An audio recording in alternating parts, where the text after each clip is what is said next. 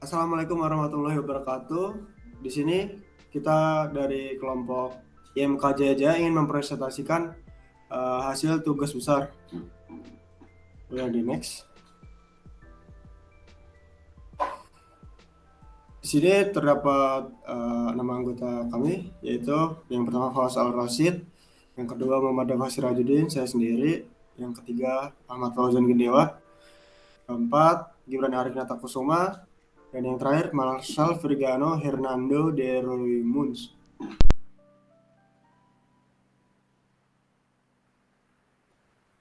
Step 1, memahami pengguna. Verifikasi masalah. Mahasiswa Telkom University menggunakan aplikasi MyTelU untuk kegiatan perkuliahannya. Namun aplikasi ini memiliki beberapa seperti fitur jadwal mata kuliah yang tersembunyi di dalam fitur presensi, kurangnya kompatibilitas fitur MyTukTuk dan pada pengguna iOS, dan kurangnya responsif aplikasi.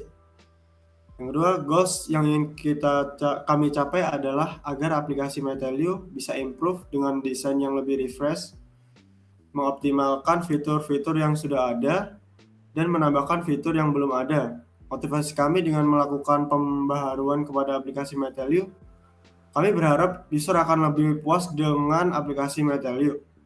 Yang ketiga, pengguna memiliki koneksi internet yang buruk sehingga tidak dapat terhubung dengan server aplikasi. Yang keempat, keterbatasan spesifikasi device yang dimiliki oleh pengguna sehingga tidak dapat menggunakan fitur yang ada secara normal. Dan yang terakhir, terjadi masalah pada server dikarenakan terlalu banyak pengguna yang sedang menggunakan aplikasi. Problem Solution Fit. Aplikasi yang kami bahas saat ini sudah cukup baik untuk melayani user. Namun masih terdapat beberapa kekurangan dalam segi desain dan fitur yang harus ditingkatkan agar aplikasi ini bisa lebih efektif dan efisien. Dengan mengoptimalkan fitur pada aplikasi dan menambahkan fitur baru, kami dapat memastikan bahwa aplikasi ini menjadi lebih user-friendly dan dapat meningkatkan kepuasan pengguna. Berikut user analysis dari yang kita dapatkan dari respondents. Kuesioner ini terdiri dari beberapa bagian yang mencakup pertanyaan tertentu, informasi pribadi, penggunaan aplikasi, antarmuka, dan fitur.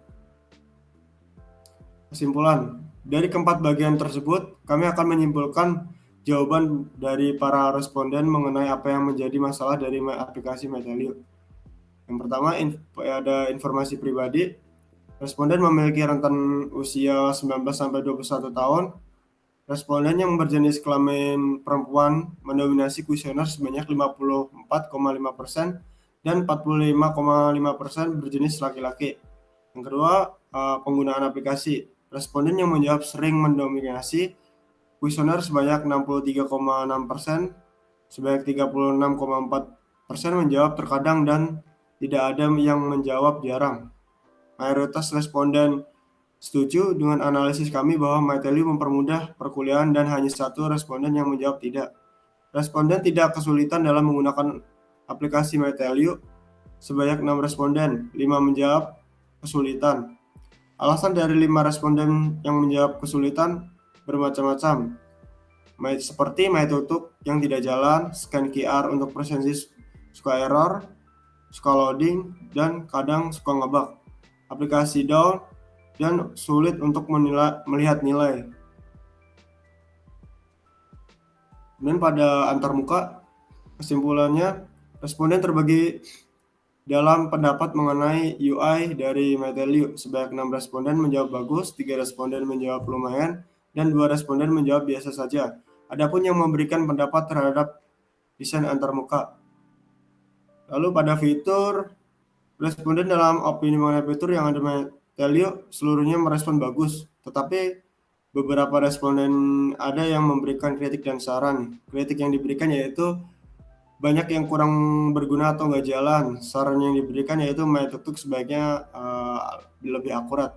Responden terbagi rata dalam fitur yang berguna di MyTelU. Mayoritas responden menjawab fitur yang berguna yaitu jadwal mata kuliah dan presensi.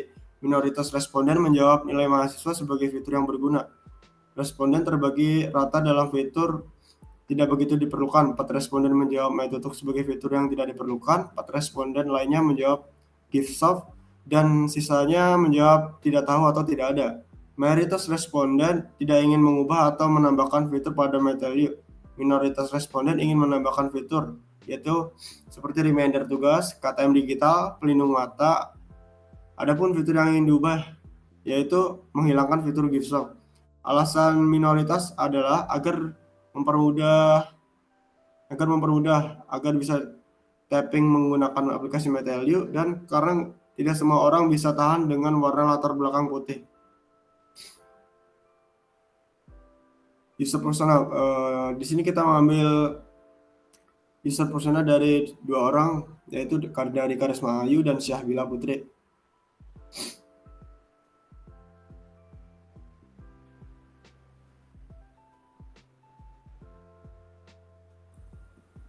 Baik, selanjutnya akan saya lanjutkan dalam step 2 dan 3, yaitu memahami fungsi bisnis dan memahami prinsip desain UI.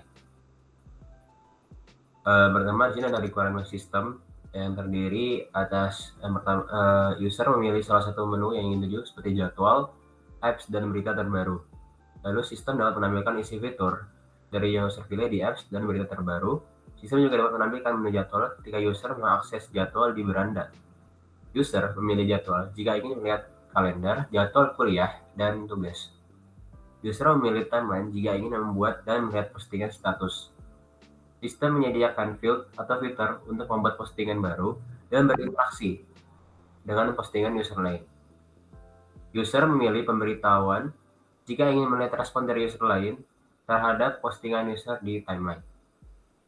User memilih profil jika ingin melihat nama, NIM, dosen, wali, jurusan, dan mengakses FNQ. Sistem menyediakan field untuk melihat FNQ dari aplikasi Meteliu. Lalu di sini terdapat task analysis HTA. Yang pertama yaitu user membuka aplikasi, melakukan login, lalu user dapat melihat halaman beranda. Di halaman beranda, user dapat menemukan preview jadwal, apps, dan berita terbaru. Lalu terdapat beberapa halaman lain, seperti halaman jadwal, halaman timeline, dan halaman pemberitahuan, dan halaman profile. Detailnya bisa dilihat pada gambar. Selanjutnya terdapat mental model. Yang pertama, ketika user masuk ke aplikasi. User membuka aplikasi, lalu user masuk ke aplikasi. Login akun Meteliu, user menggunakan akun SSO untuk login. Untuk loginnya sendiri, user akan memasukkan username dan password. Lalu step kedua yaitu menggunakan aplikasi. User memilih fitur yang ingin digunakan dengan mengklik icon fitur yang ingin digunakan.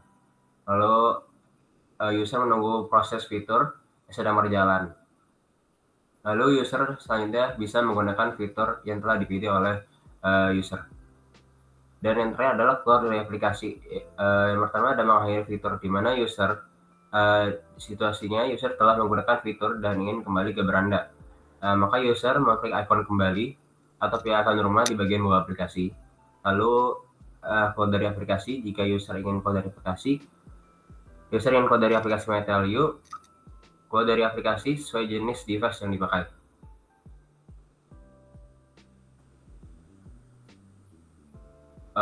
Selanjutnya ada membangun menu sistem dan skema navigasi dan memilih tipe Windows yang tepat. Di sini terdapat skema navigasi yang hampir mirip dengan HTA, cuma diberi detail lebih mendalam. Seperti dalam apps, di sini di apps terdapat Giftshop, MyTutok, FNQ, nilai mahasiswa, dan scan QR, dan SMB. Giftshop sendiri di dalamnya terdapat merchandise Telkom. MyTutok itu untuk melacak tuk-tuk. FNQ itu pertanyaan seputar Meteliu. Dan di nilai mahasiswa itu terdapat IPK, TK, SKS, dan IPS. Scan QR sendiri digunakan untuk presensi, dan SMB itu untuk info penerimaan mahasiswa baru. Lalu di dalam data terbaru itu terdapat informasi mengenai lomba, sosialisasi, penghargaan, dan lain-lain. Dan sisanya masih sama. Lalu di sini terdapat tipe window yang telah kami buat. Terdapat tampilan ketika kita membuka aplikasi, yaitu logo Metelio, lalu ada halaman login, lalu ada beranda, ada jadwal di bagian kuliah dan tugas. Di sini juga terdapat timeline, pemberitahuan, dan juga profil.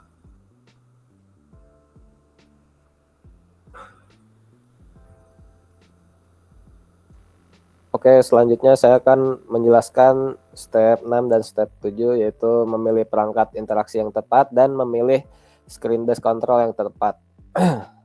Perangkat interaksi merupakan suatu mekanisme input atau output device yang digunakan user untuk mewujudkan keinginan dan kebutuhan kepada device tersebut.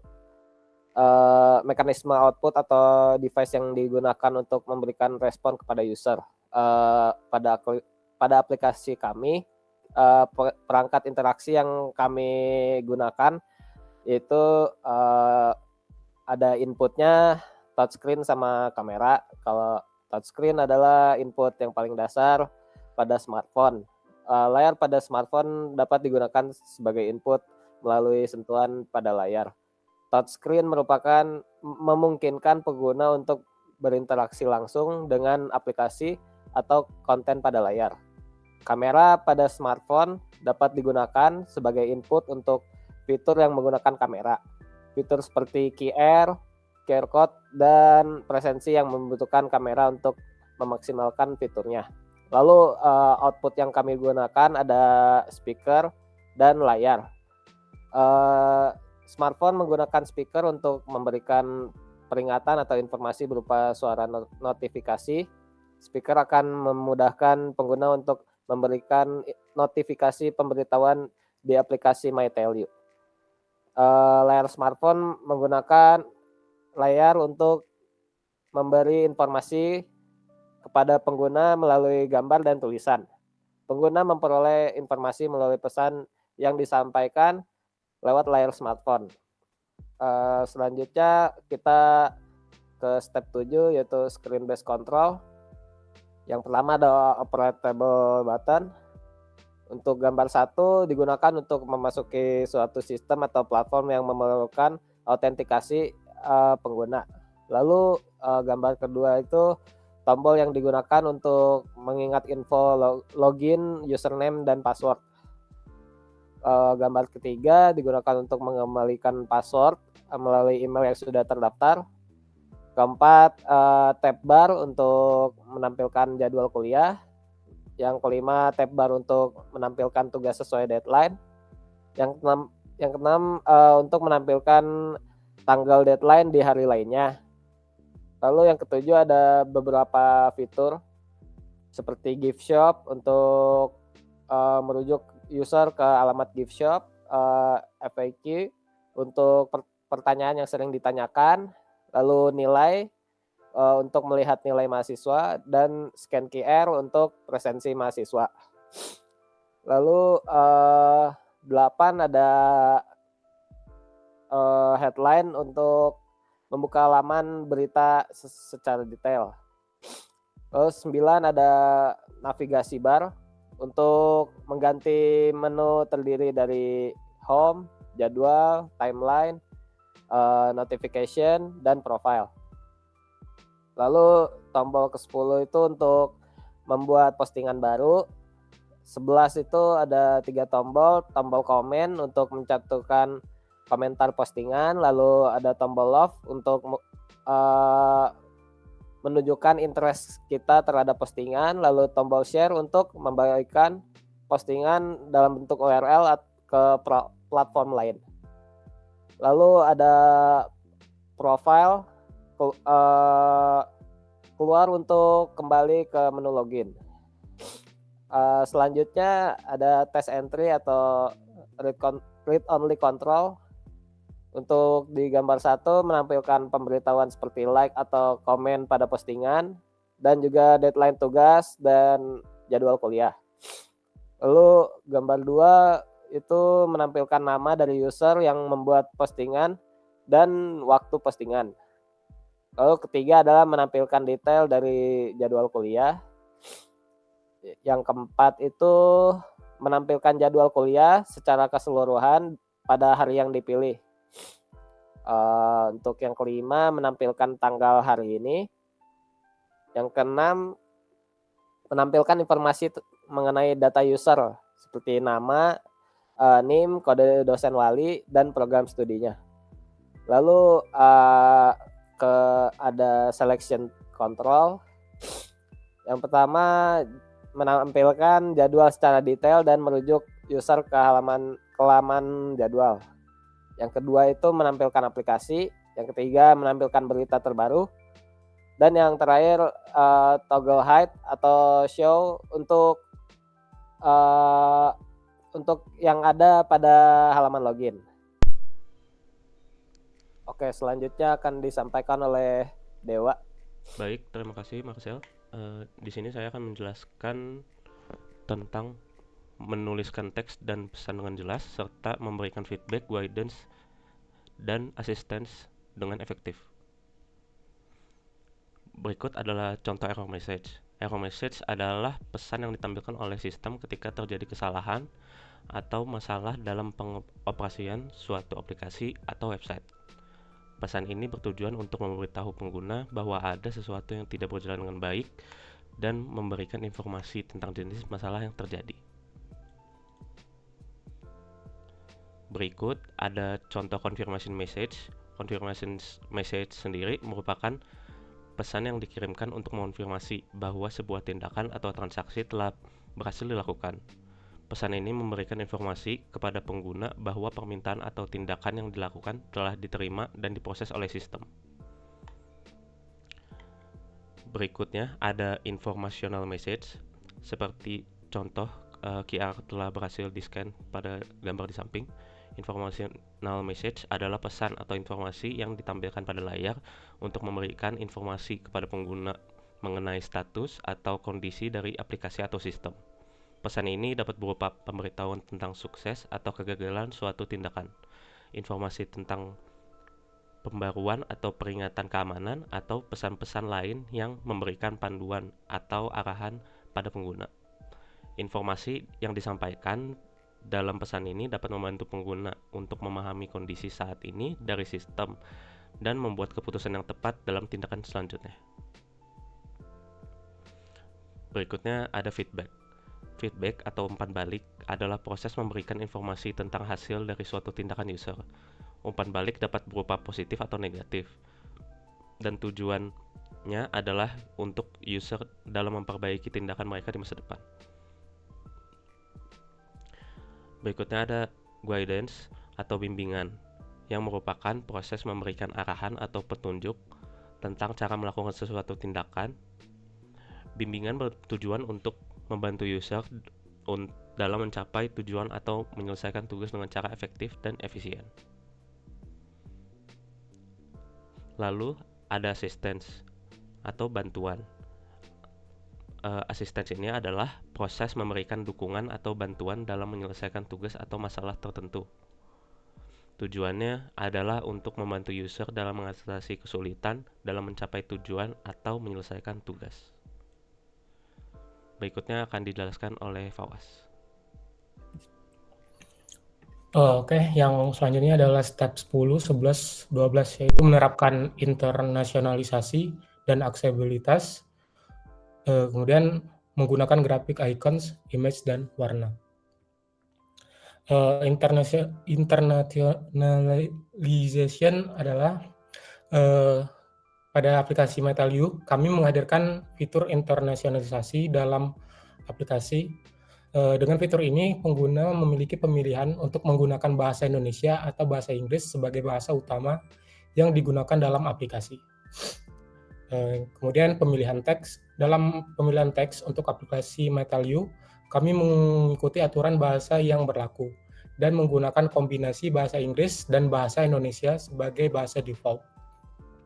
Kami menerapkan pemilihan teks ini untuk setiap menu yang tersedia dalam aplikasi Metal.io. Tujuan kami adalah untuk memastikan pengguna dapat dengan mudah memahami dan menggunakan fungsionalitas aplikasi dalam kedua bahasa tersebut. Kemudian kontrol, untuk memastikan pengguna dapat dapat dengan mudah mengakses dan menggunakan MetaView. Kami melakukan penyesuaian tombol agar sesuai dengan fungsinya masing-masing. Hal ini bertujuan untuk meningkatkan keterjangkauan dan kemudahan pengguna dalam menavigasi fitur-fitur yang tersedia dalam MetaView. Kemudian localization, dalam aplikasi MetaView kami telah menyediakan opsi untuk pengguna memilih bahasa Indonesia atau bahasa Inggris. Kami menyediakan dua bahasa ini untuk memastikan kenyamanan dan kemudahan pengguna bagi semua pengguna yang ingin menggunakan aplikasi MetaView. Dengan adanya pilihan bahasa ini, pengguna dapat memilih bahasa yang paling sesuai dengan preferensi dan kebutuhan mereka, sehingga mereka dapat mengakses dan menggunakan aplikasi dengan lebih mudah dan efektif. Kemudian accessibility. Aksesibilitas adalah prinsip penting dalam desain sistem untuk memastikan sistem tersebut dapat diakses oleh semua individu tanpa batasan yang signifikan. Dalam aplikasi MetaView, kami memprioritaskan aksesibilitas dengan menggunakan kontras warna yang cukup, label jelas pada tombol, dan opsi aksesibilitas tambahan jika diperlukan. Kami ingin memberikan pengalaman pengguna yang inklusif dan kesempatan kepada semua individu untuk menggunakan aplikasi dengan mudah sesuai kebutuhan mereka. Kemudian pemilihan warna yang tepat dalam desain antarmuka, aplikasi atau situs web penting untuk menciptakan kenyamanan pengguna. Warna yang tidak sesuai dapat membuat pengguna merasa tidak nyaman. Di platform MetaView, kami menggunakan warna utama merah yang mencerminkan energi dan keberanian. Kemudian warna pink itu memberikan kesan kelembutan dan kehangatan. Sementara warna orange mencerminkan kreativitas dan inovasi. Dan yang terakhir warna biru yaitu digunakan untuk kesan teknologi dan progresif. Kemudian ada icon dalam aplikasi MetaView. Kami menggunakan icon pack yaitu Iconly, sebuah paket icon yang terkenal dengan kualitas dan keberagaman ikonnya. Iconly menyediakan berbagai macam icon yang dirancang dengan baik dan sangat sesuai dengan kebutuhan aplikasi kami. Dengan menggunakan icon dari Iconly, kami dapat memastikan bahwa setiap icon yang ada dalam aplikasi kami terlihat jelas, mudah dikenali, dan memberikan informasi yang cukup bagi pengguna. Kemudian grafik yang digunakan dalam pembuatan desain aplikasi MetaView menggunakan penggabungan warna antara warna merah dan putih. Contoh penggunaan grafik pada halaman register yang dapat membuat pengguna merasa lebih nyaman saat membuat akun. Grafik ini kami pilih karena pengguna bisa melihat dalam kondisi outdoor dan tidak memerlukan pencahayaan yang sangat terang. Kemudian step 13 dan 14 yaitu pengorganisasian dan penyusunan layout Windows dan halaman, dan step 14 yaitu testing. Di sini kami telah membuat prototype pada aplikasi Figma. Mungkin langsung saya demokan untuk prototipenya. Di sini pada halaman awal user akan masuk ke splash screen, yaitu hanya memunculkan logo aplikasi di sini.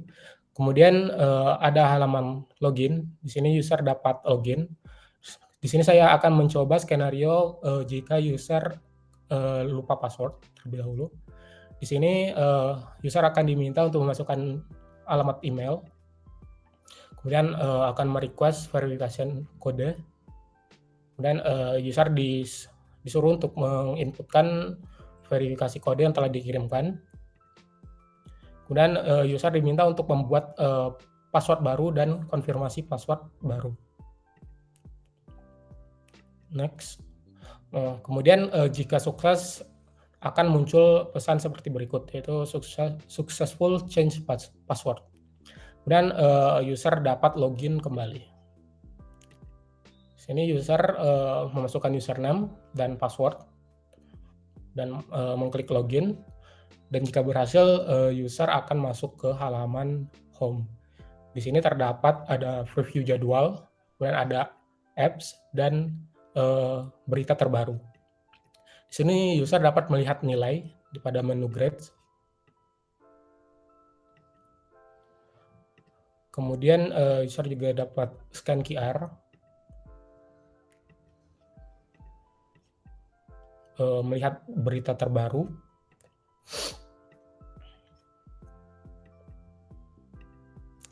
Oke, kemudian pada menu jadwal, di sini user dapat melihat deadline dari dapat melihat jadwal pada hari ini, yaitu jadwal mata kuliah.